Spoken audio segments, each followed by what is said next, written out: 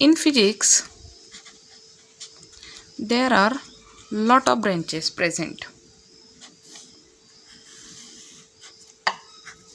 Mechanics, thermal,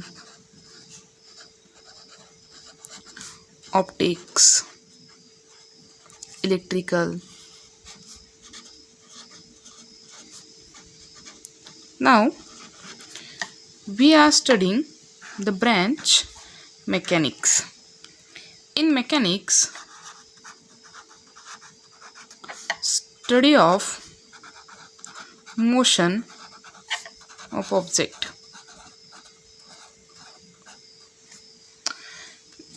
With force acting on a object.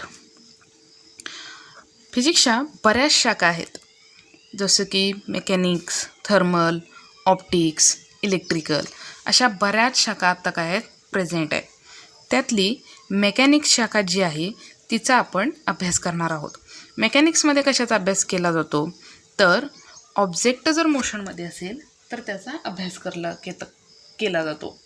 त्याचबरोबर तो object मोशनमध्ये असताना त्याच्यावर कोणते कोणते फोर्सेस ॲक्ट होतात त्याचाही काय केला जातो, अभ्यास केला जातो. Now force acting on a object. ज्या फोर्स ॲक्ट केल्यामुळं तो ऑब्जेक्ट मोशनमध्ये आहे त्याचाही अभ्यास मेकॅनिक्समध्ये केला जातो. In mechanics there are two another branches. First one is statics and second one is kinetics. In statics, we are studying the study of object at rest. Study of object at rest position. Static मध्ये काय करतो आपण, object rest कंडिशनमध्ये असेल तर त्याचा अभ्यास static शाखेमध्ये केला जातो. In kinetics we are study of object in motion. Study of object in motion. Object जर मोशनमध्ये असेल, हालचाल करत असेल तर तो आणि त्याच्याशी रिलेटेड असलेल्या गोष्टींचा आपण अभ्यास कायनेटिक्समध्ये करतो. परंतु ह्या कायनेटिक्सच्या परत दोन शाखा पडतात. एक कायनेमॅटिक्स आणि दुसरी शाखा आहे dynamics.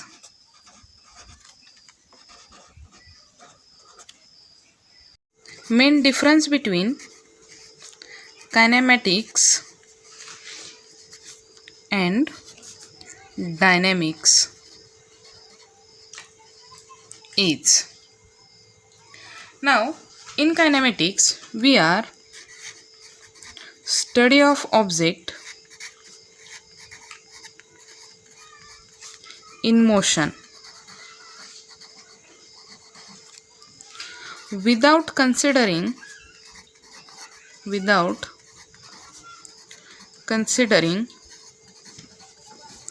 force, which is responsible for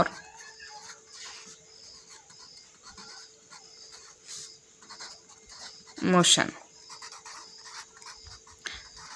कायनेमॅटिक्समध्ये काय करतो आपण, ऑब्जेक्ट जर मोशनमध्ये असेल तर त्याचा अभ्यास करतो, परंतु ते करत असताना त्याच्यावर ॲक्ट होणाऱ्या फोर्सला आपण काय करत नाही, कन्सिडर करत नाही.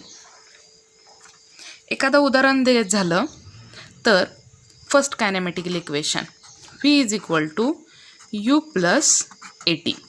याच्यामध्ये V for final velocity, U for initial velocity, A for acceleration, T for time, but not any force.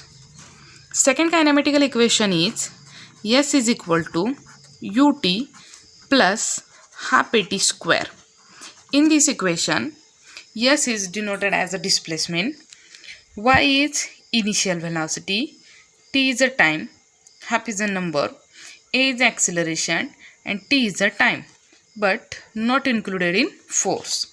Third kinematical equation is v square is equal to u square plus twice as. In this equation, v square, v is the final velocity, u is initial velocity, 2 is a number, a is acceleration, s is displacement. In these three equations, not any force are present.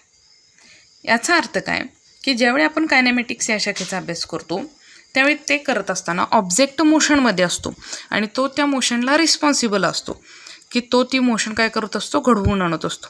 त्याचा अभ्यास करत असताना त्याच्यावर act होणाऱ्या फोर्सचा आपण कायनेमॅटिक्समध्ये कुठंही consider करत नाही. कायनेमॅटिक्समध्ये आपण काय करतो तर त्याच्याशी रिलेटेड असलेली व्हेलॉसिटी, ॲक्सेलरेशन, टाईम, मास, स्पीड ह्या सगळ्या गोष्टींचा काय करतो, अभ्यास करतो. परंतु कुठंही फोर्सचा स्टडी काय आपण करत नाही आहोत. याच्या opposite dynamics. Now in dynamics,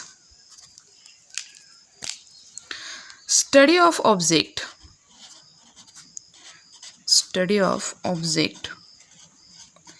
in motion, study of object in motion with considering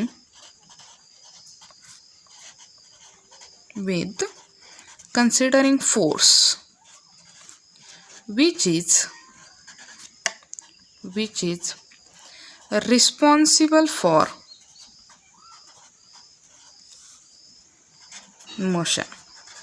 डायनॅमिक्समध्ये काय करतो आपण, ऑब्जेक्टच्या मोशनचा काय करतो, स्टडी करतो. तो त्या मोशनला काय असतो, रिस्पॉन्सिबल असतो. हे करत असताना आपण डायनॅमिक्समध्ये काय करतो की त्या ऑब्जेक्टला ती मोशन कंप्लीट करण्यासाठी जो फोर्स आपण ॲक्ट केलेला आहे त्या फोर्सला काय करतो, कन्सिडर करतो. For example centripetal force.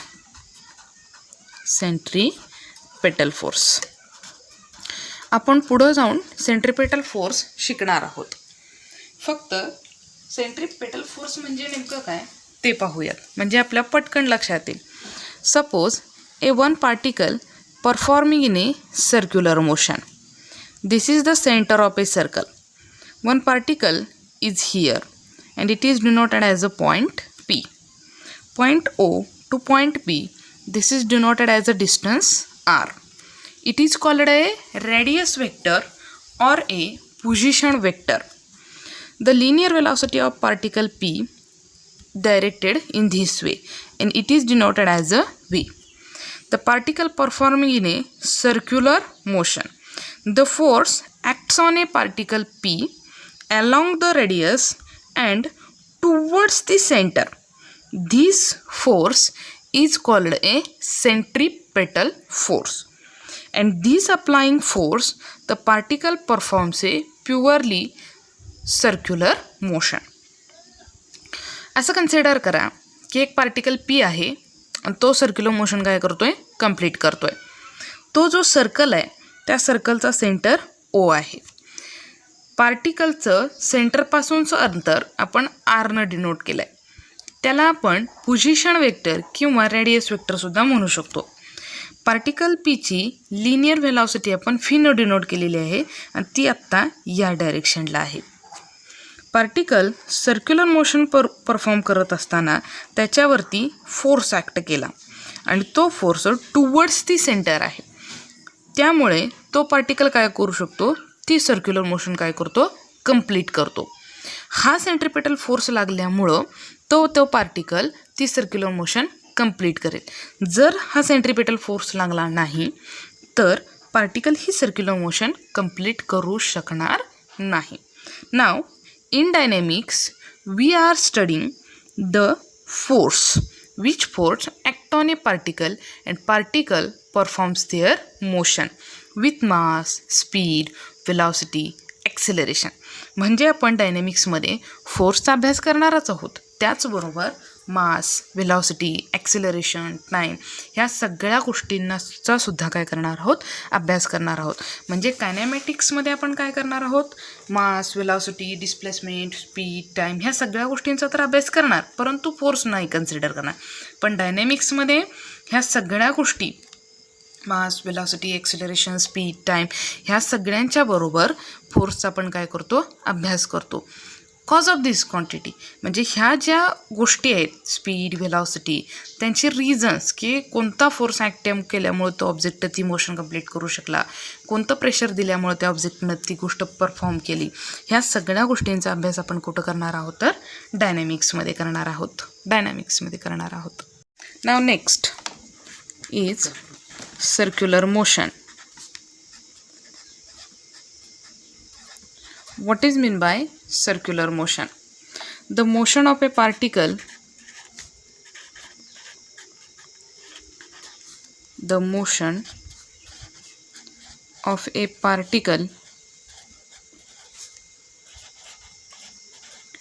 along the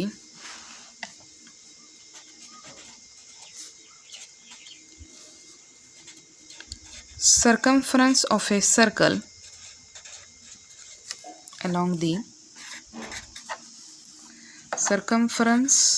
a circle it is called a circular motion.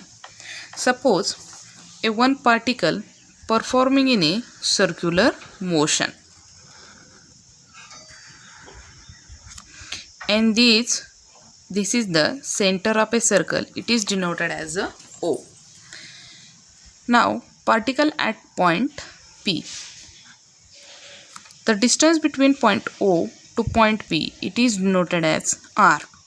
We already know that this is the radius of circle, it is denoted as radius vector and it is one another name is position vector. Now this particle P starts moving from this motion and complete one circle. This motion is a circular motion because particle completes one circumference of a circle. असं consider करा की एक particle आहे ज्याला आपण P न denote केलेलं आहे आणि एक गोल आहे, त्या गोलाचं सेंटर आपण O न डिनोट करतोय. O पासून P पर्यंतचं अंतर आपण R न डिनोट केलेलं आहे. तो R म्हणजेच ह्या सर्कलचा रेडियस आहे. यालाच पोझिशन वेक्टर किंवा रेडियस वेक्टरसुद्धा म्हटलं जातं. पार्टिकल P या ठिकाणाहून मूव्ह व्हायला चालू झाला आणि त्यानं पूर्ण एक गोल फेरी कंप्लीट करून तो P या ठिकाणी परत आला, तर त्याने ह्या एक पूर्ण गोल काय केला, कंप्लीट केला. म्हणजेच ह्या सर्कलचा एक परिघ पूर्ण केला. काय कंप्लीट केला, परिघ पूर्ण केला. म्हणजेच त्यानं एक गोल फेरी कंप्लीट केली, म्हणजेच त्यानं एक सर्क्युलर मोशन काय केली, कंप्लीट केली. पार्टिकल ज्यावेळी P या ठिकाणाहून मूव्ह व्हायला चालू झाला आणि तो P या ठिकाणी परत आला, त्यानं एक परिघ पूर्ण केला, म्हणजेच त्यालाच आपण सर्कम्फरन्स ऑफ सर्कल म्हणतो. सर्कम्फरन्स ऑफ सर्कल असं म्हणतो. हा सर्कम्फरन्स ऑफ सर्कल किती असतो, तर तो आपण 2πr न डिनोट करतो.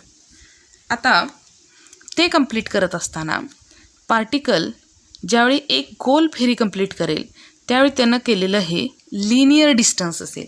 नाव this is the linear distance. आपण एखादं एक्झाम्पल पाहूया. Suppose the motion of a earth around the sun in circular orbit. Now this point is denoted as a sun and earth this is. पृथ्वी सूर्याभोवती एक गोल फेरी काय करते, कंप्लीट करते इन सर्क्युलर ऑर्बिटमध्ये because of due to the gravitational force of attraction. कारण त्यांच्यामध्ये काय असतं, गुरुत्वीय बल, ज्याच्यामुळं पृथ्वी सूर्याभोवती काय करू शकते, एक फेरी कंप्लीट करते. One another example is motion of a moon around the earth. This is the earth. This is the moon. Motion of a moon around the earth. This is the one another example. Due to the gravitational force. अशी आपण बरीच उदाहरणं सांगू शकतो. तास काटा, minute काटा. आपल्या रेग्युलर लाईफमध्ये अशी बरीच उदाहरणं आपल्याला सर्क्युलर मोशनची काय होतील पाहायला मिळतील. Now next we are studying the period. What is mean by period? The time taken by a particle, the time taken by a particle to complete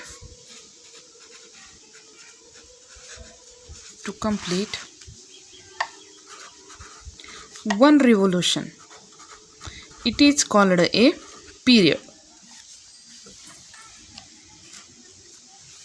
एखाद्या पार्टिकलला एक रिव्होल्यूशन कंप्लीट करण्यासाठी जितका वेळ लागतो त्याला आपण टाइम पिरियड असं म्हणतो. Suppose A one particle performs A one circular motion. This is the center. It is denoted as a O. Particle at point A.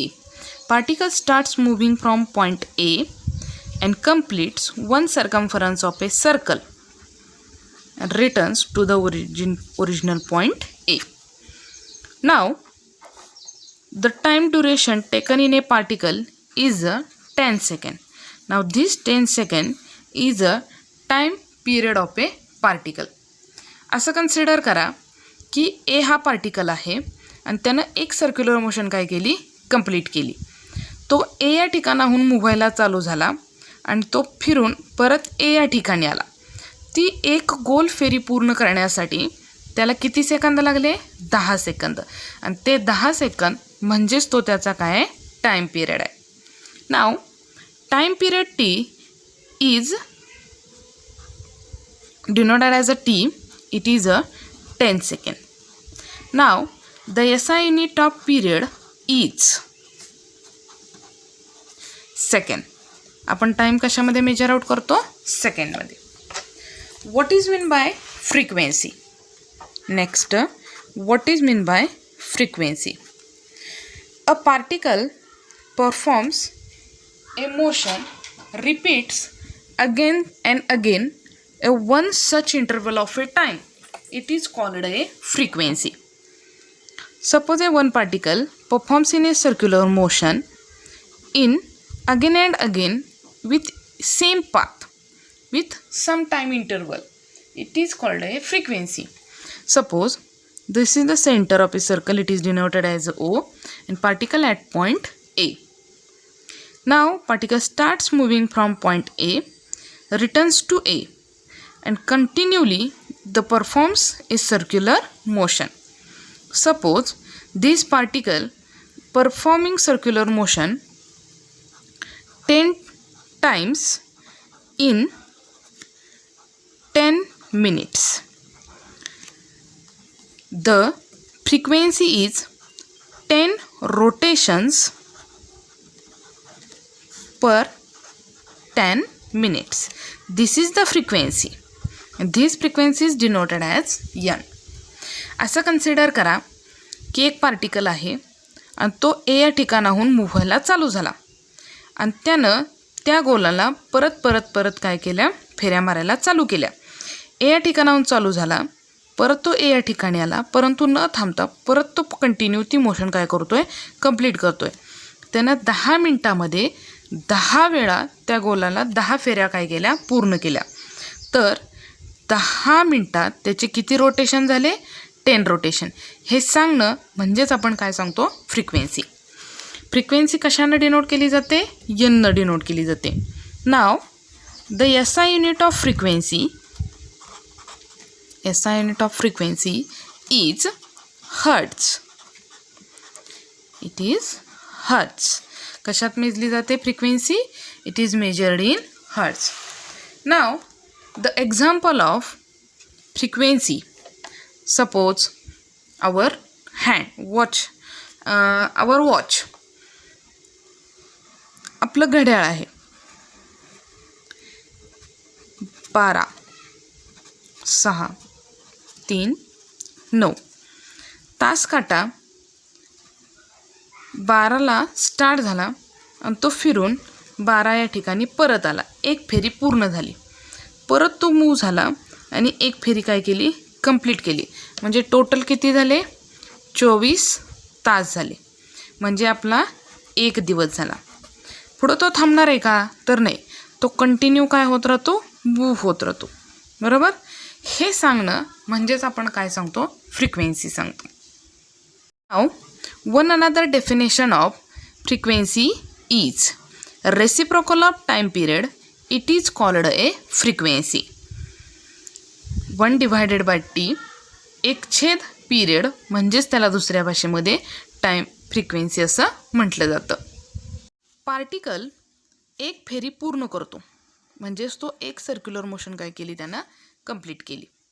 Particle A या ठिकाणी म्हणजेच त्यानं ह्या गोलाचा एक परिघ केला.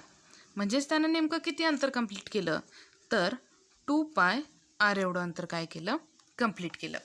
मग टाईम पिरियडचं सूत्र कसं तयार होणार, time period T is equal to 2πr distance upon linear velocity. It is denoted as a V. ही व्हॅल्यू जर आपण इथं प्लेस केली तर इक्वेशन कसं होईल, n is equal to 1/2πr upon V. डिनॉमिनेटरच्या डिनॉमिनेटरला, छेदाच्या छेदाला जी व्हॅल्यू आहे त्या अंशाला काय करायची, शिफ्ट करायची. म्हणजे फ्रिक्वेन्सीचं इक्वेशन काय होईल, n is equal to V divided by 2πr. Now next, characteristics of circular motion.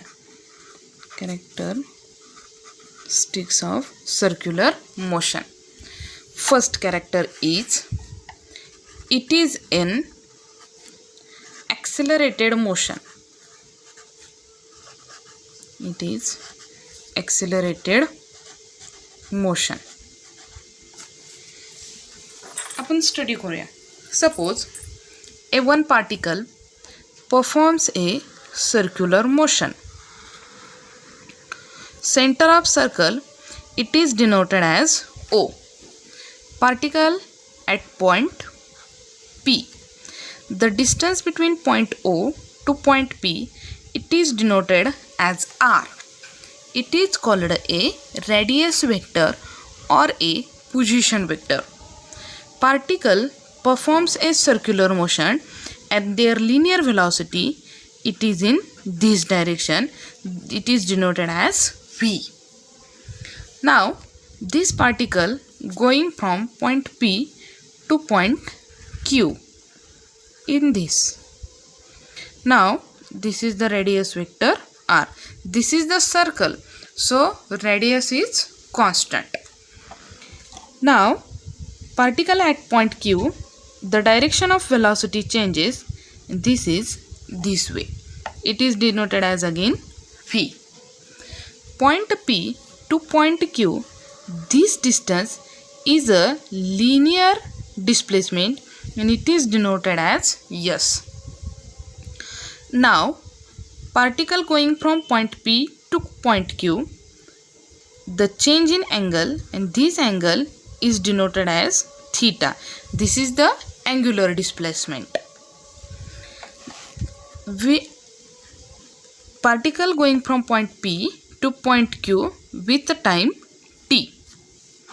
Now equation of velocity V is equal to distance upon time.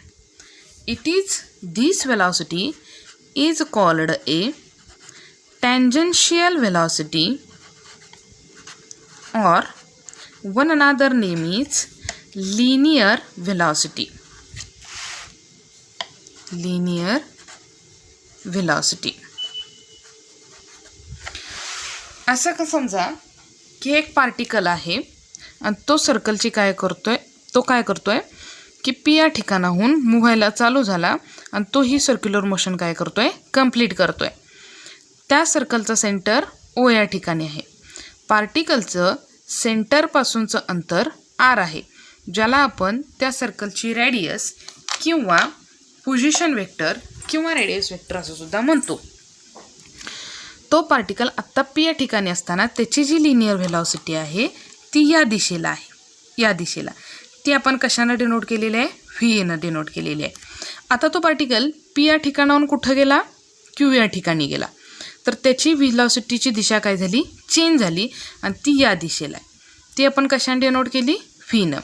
Particle P पासून क्यूपर्यंत गेला त्यावेळी त्यानं केलेलं जे अंतर कवर केलेलं आहे ते डिस्टन्स आपण कशाने डिनोट केलं आहे? यसनं. आणि ते कवर करण्यासाठी लागलेला टाईम टी.